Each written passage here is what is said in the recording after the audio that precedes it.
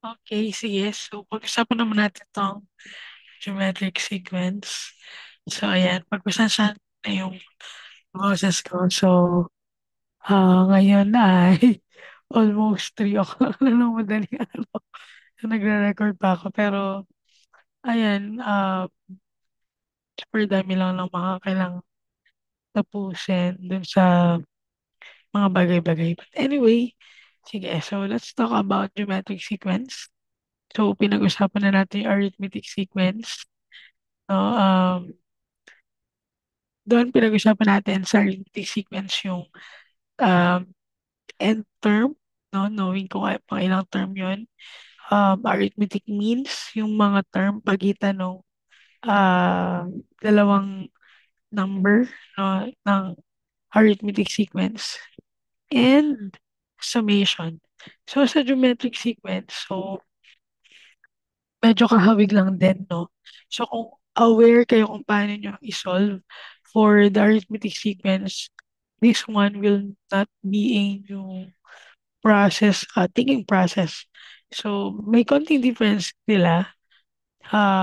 May pattern pa rin yung mga number. However, instead na common difference, so uh, what will happen to the set of numbers will be they will be having a common ratio instead of having common difference. So dito, instead na i-subtract mo yung second number to the first number, you will be dividing it. So meron silang common factors, no?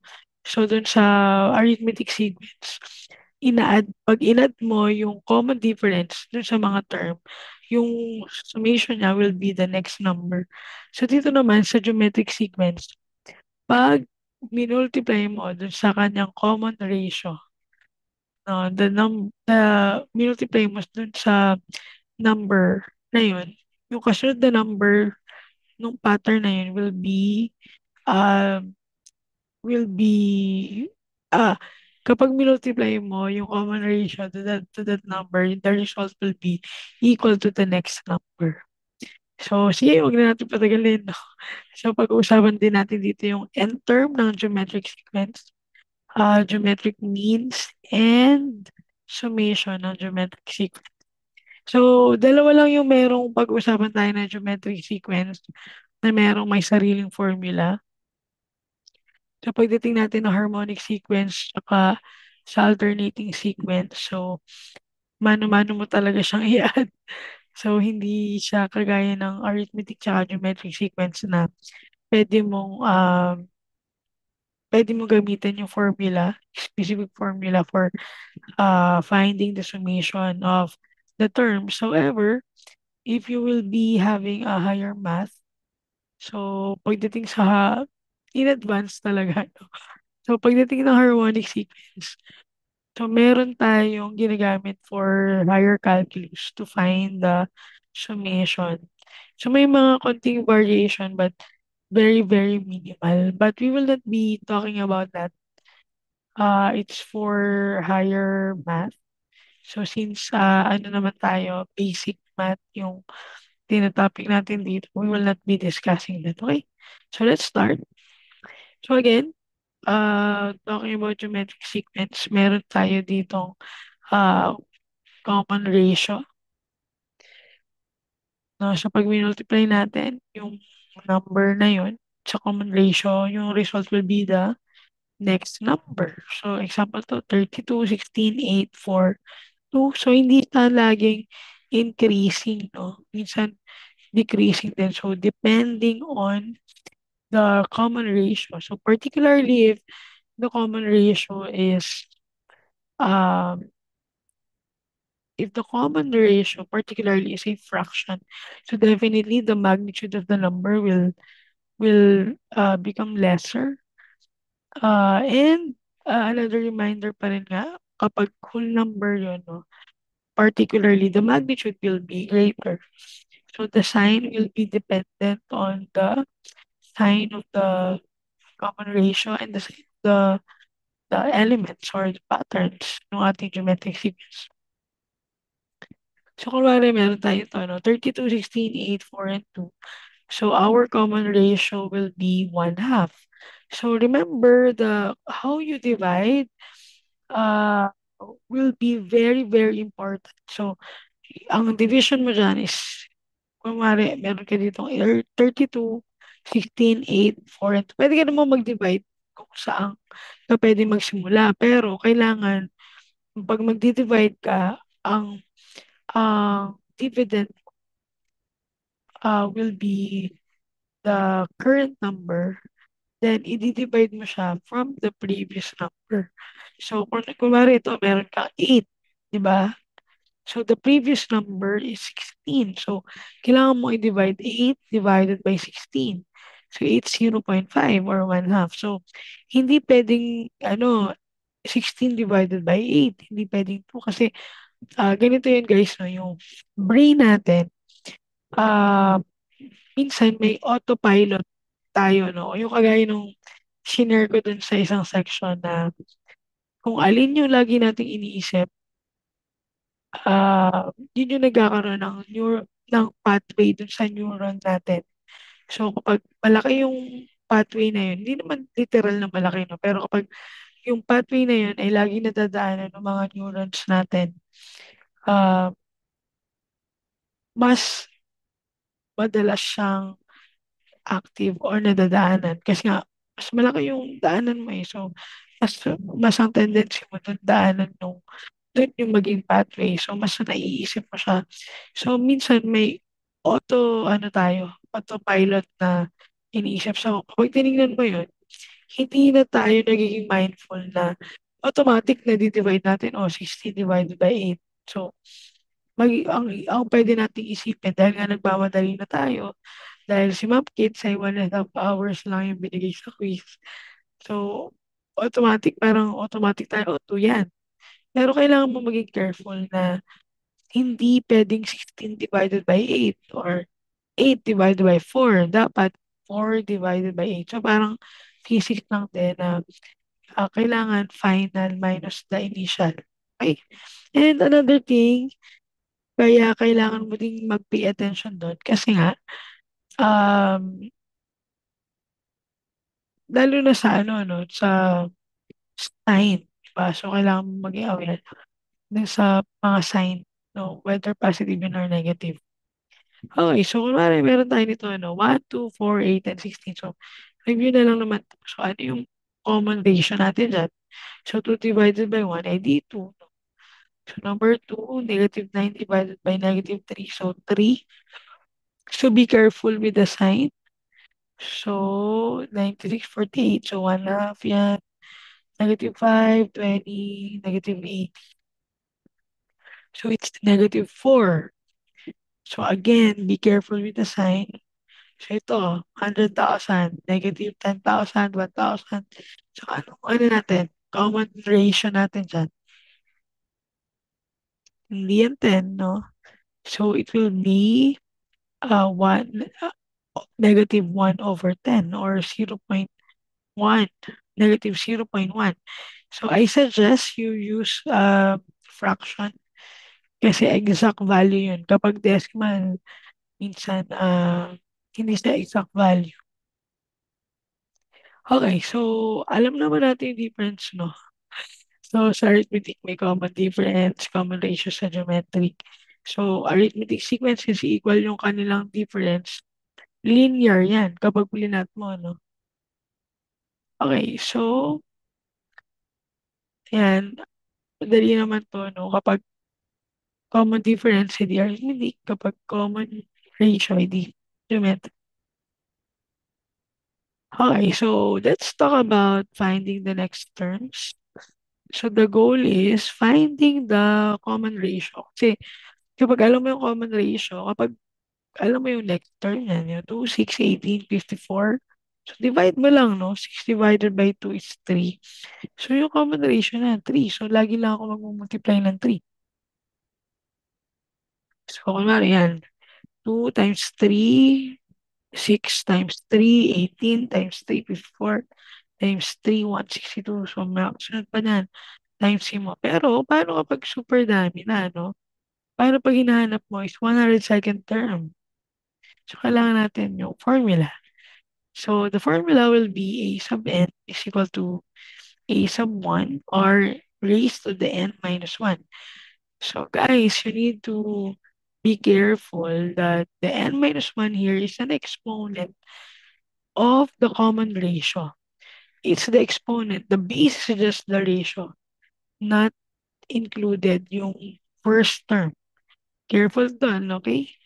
So, let's try to solve.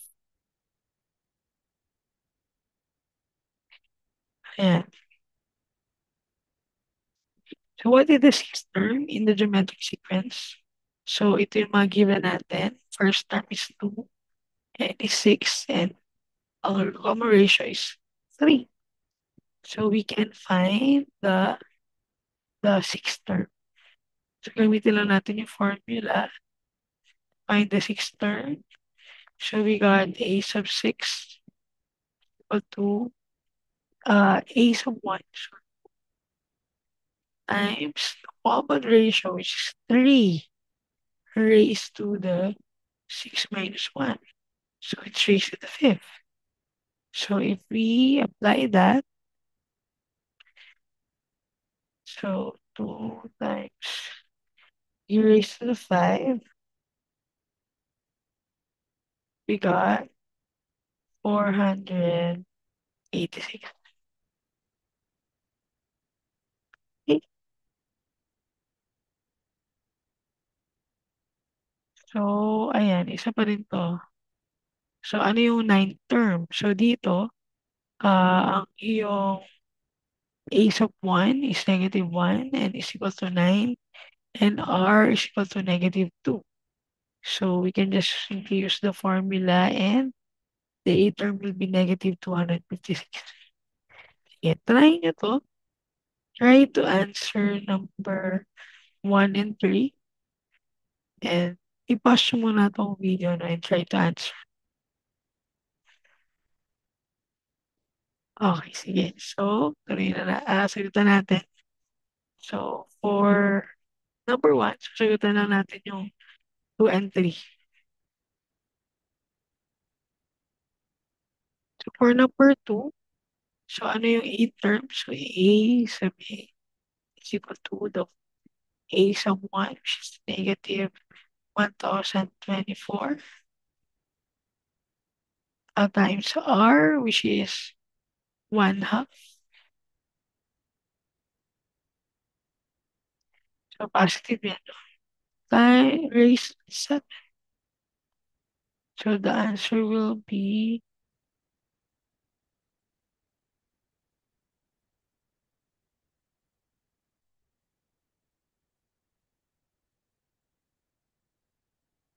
negative 8. Mamatan unti naman yan. Kasi inahawak mo, no?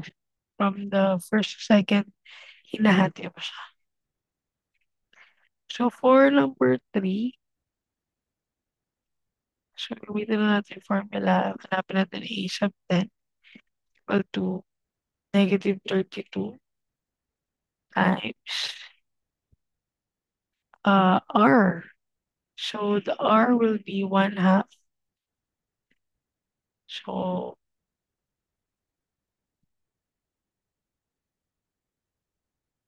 raised to 9. So, the A sub 10 will be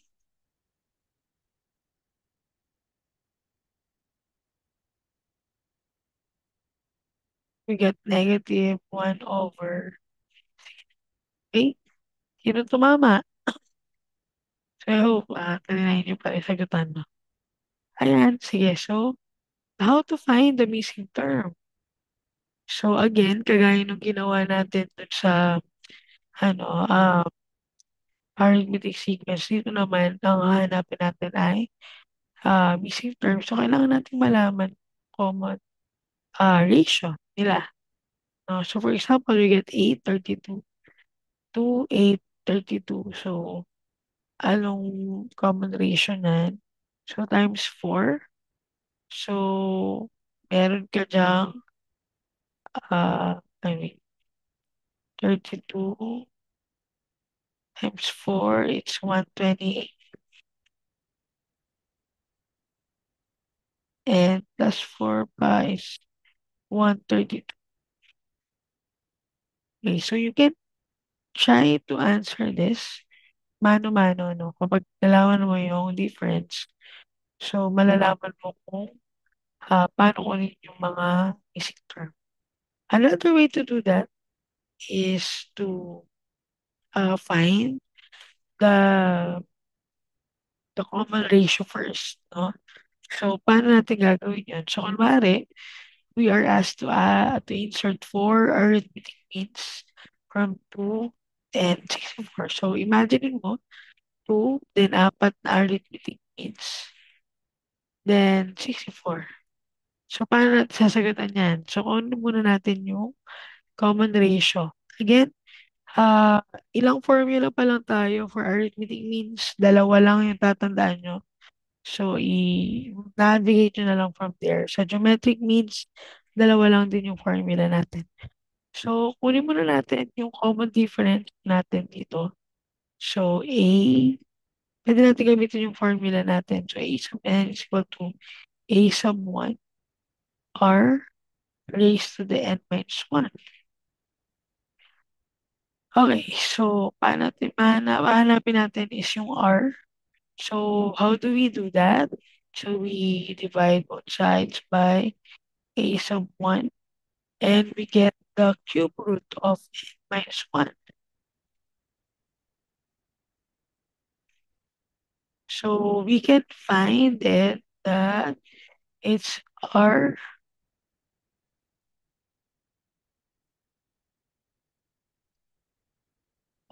is equal to the root n minus 1 root of a n minus a1. Yan. So, kuha natin yung R. So, again, a reminder sa radical, no? So, kunwari, meron kang a squared, then kung yung square root na, so equal yan sa a raised to the 1/2 is 2. Ah, hindi. Ulit. So, a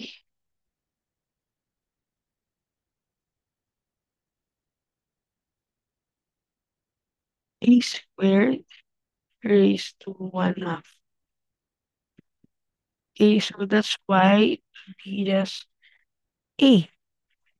So, yung ganun din yung mangyari. R is equal to square root of a sub n over a1, root of n minus 1. Okay, let's try. So, ang n natin ay equal sa 6. So, yung r natin yung wala. So, a sub n natin ay 2. A sub 1 ay 60. Wait. Like,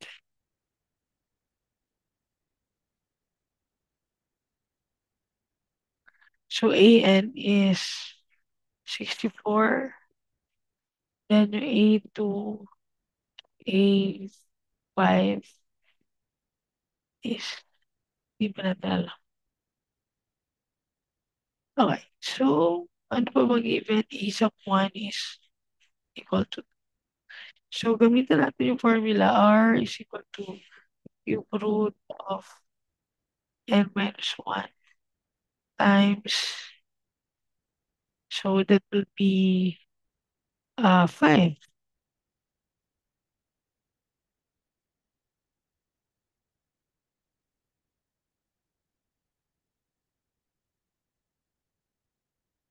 Fifth root of an over sub I.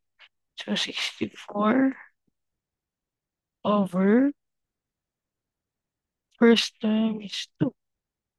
So is equal to the fifth root of 32.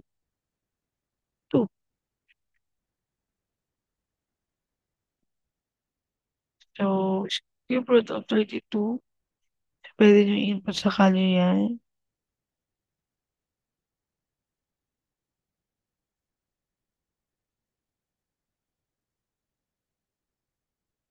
So, we got 2. So, once nakuha na natin yung common difference, so now we can find the next number. So, we got 2, then we'll have 4, 8, 16, 32. Okay? So, if wala kang function sa calculus, fifth, so pwede rin yung 32 raised to 1/5. So, ito din yun. Okay? So, meron pa tayo dito mga example. So, pwede nyo sagutan.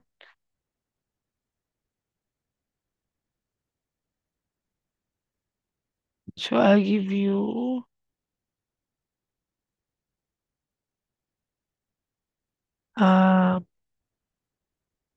2 minutes.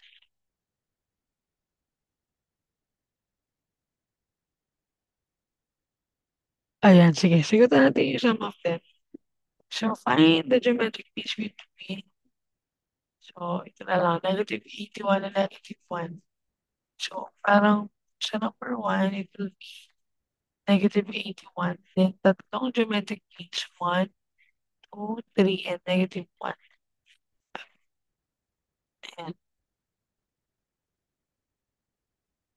so, let's find the common ratio. So, we got 1, 2, 3, 4, 5.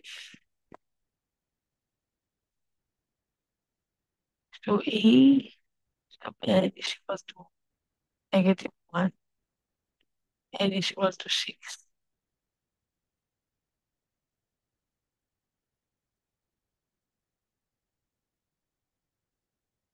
Yan. So, paano lang kasunod yan? So, una natin yung R.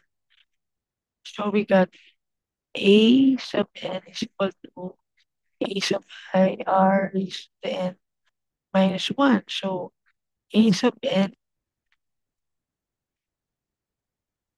so we got -1. 1, 2, 3, 4, 5. Ay, may isa pa.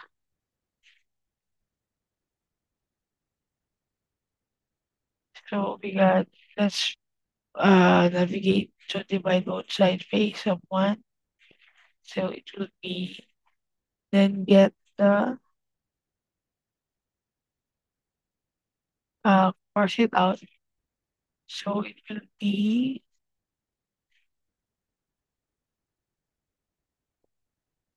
A sub n.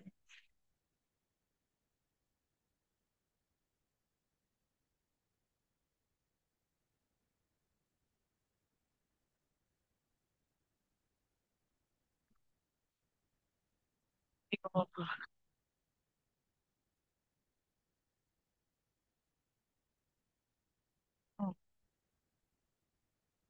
So, A sub n over A sub 1,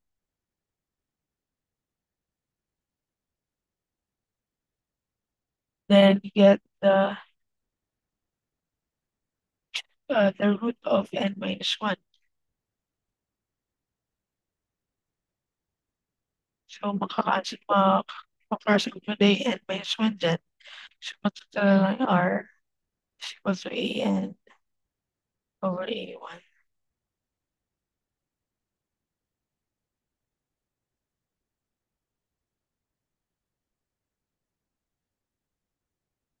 So, that will be 1, 2, so 5. So, it's 4.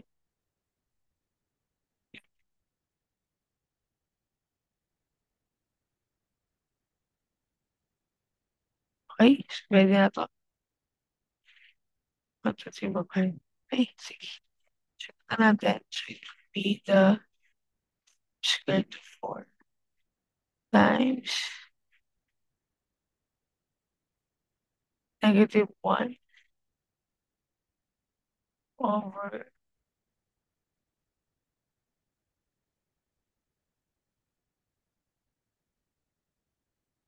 -3, and -81.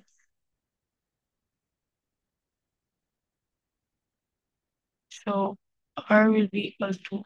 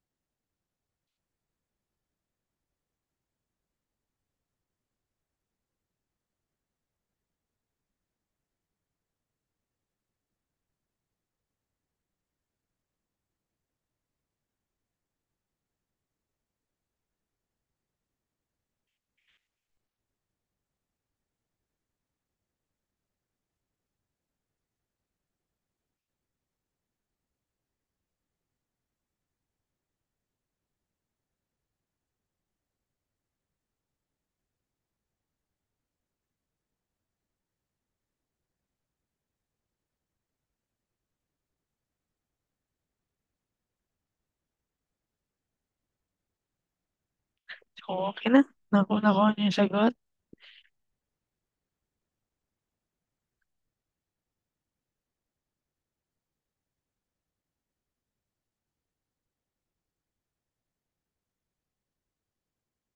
So R will be 1/3. So -81, -84, -81 times 1/3. So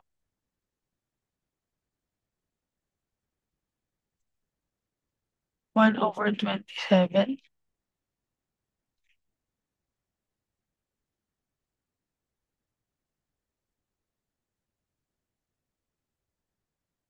So it will be negative double, -27,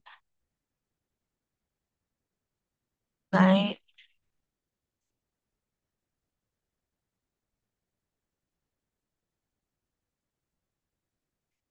ayan. So dire-diretso lang yun. So -3 times 1 and 1/3. So -3,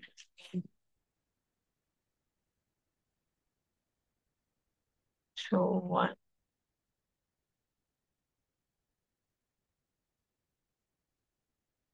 then 1/3. So ulit,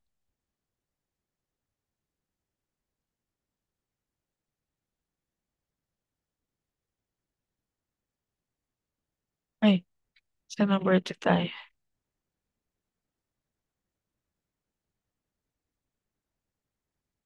Okey sa number 1.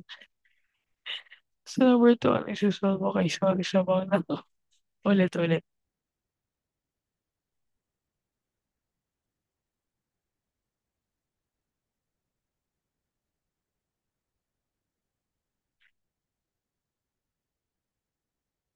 So tayo ay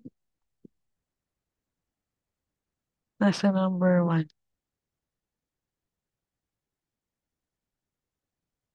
Okay, A sub 1 is equals to -81. So we can just get the R.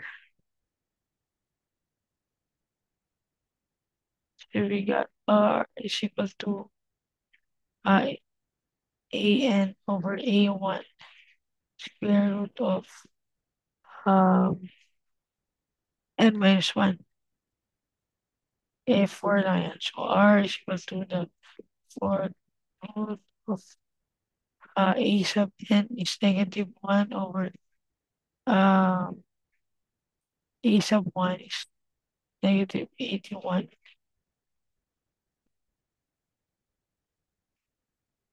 Okay, so for cube -1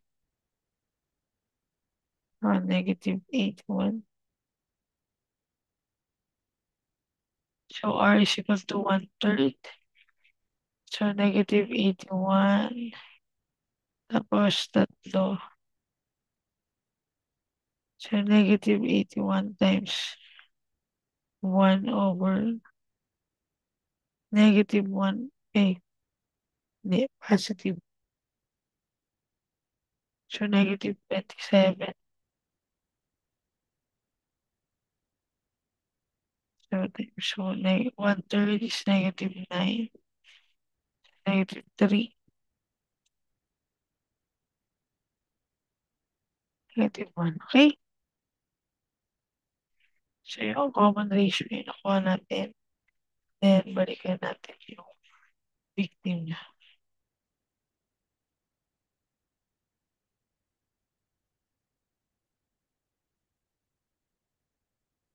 Okay, so try to answer some of the questions.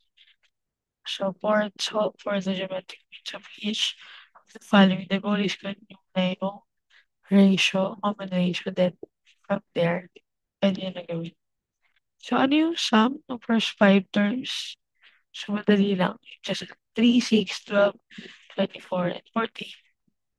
Pero pag dumami na, about 8 terms, 25 terms, 100 terms. So, ito yung formula na gagamitin natin. S sub n is equal to A sub 1 times 1 minus Rn's to raise to the n over 1 minus R. So, tingnan natin to. So, A sub 1 is 3, N is 8, then R is 2.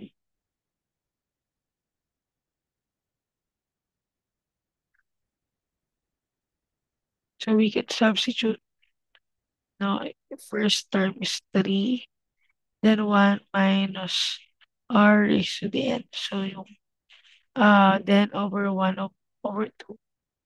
Then, the answer will be 765. Okay? So, may mga ano pa dito. Try to answer this. Then, it will also help. Okay? So, question so far. Okay, so wala nang tanong. So, you are dismissed, guys. Okay? Ingat kayo, guys.